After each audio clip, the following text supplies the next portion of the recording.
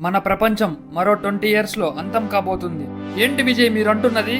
అవును, మన ఎర్త్ లో ఉన్న పొల్యూషన్ ఇంకా హెవీ పాపులేషన్ వల్ల నేచురల్ రిసోర్సెస్ అన్ని అయిపోతాయి. ఊపిరి పీల్చడానికి కూడా స్వచ్ఛమైన ఆక్సిజన్ ఉండదు. మన ప్రజల్ని కాపాడుకోవడానికి ఏదైనా దారుందా? మన ఎర్త్ లాగా ఉన్న మరో ప్రపంచానికి వెళ్ళడం మాత్రమే మనకున్న చివరి అవకాశం. అంటే నువ్వు మల్టీవర్స్ గురించి అంటున్నావా? అవును, నేను వార్మ్ హోల్ లోకి వెళ్లి మరో ప్రపంచాన్ని వెతుకుతాను.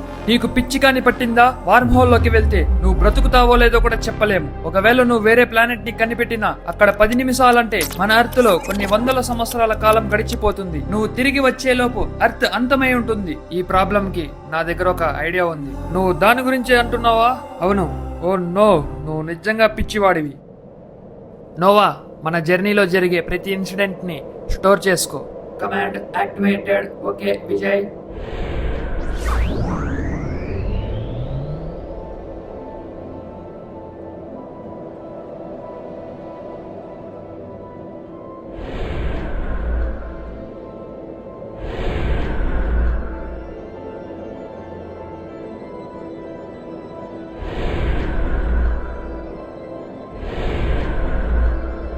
నోవా, చూసావా? మల్టీవర్స్ అనేది థియరీ కాదు, నిజం. ఈ విజువల్స్ అన్నిటిని క్యాప్చర్ చేసి స్టోర్ చేయి. ఎవరు మీరు? అనుమతి లేకుండా మా ప్లానెట్ కి ఎందుకు వచ్చారు? నేను ప్లానెట్ ఎర్త్ కి చెందిన వాడిని. మా హ్యూమన్స్ ని కాపాడుకోవడానికి వచ్చాను.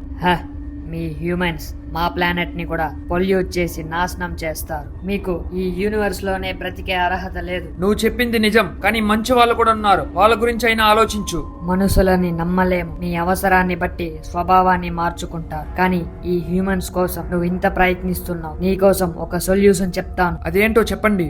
ఈ స్టోన్ ని తీసుకొని వెళ్ళి మీ ఎర్త్ లో ఉన్న అట్లాంటిక్ ఓషన్ లో ఉంచు. ఇది ఉన్నంత వరకు మీ ఎర్త్ కి ఏం కాదు. Thank you. మీ మేలు ఎప్పటికీ మా ప్రపంచం మర్చిపోదు. నోవా, పద వెళ్దాం. కానీ టైం డిఫరెన్స్ వల్ల అతను తిరిగి వెళ్లేలోపు ఎర్త్ అంతమై ఉంటుంది కదా.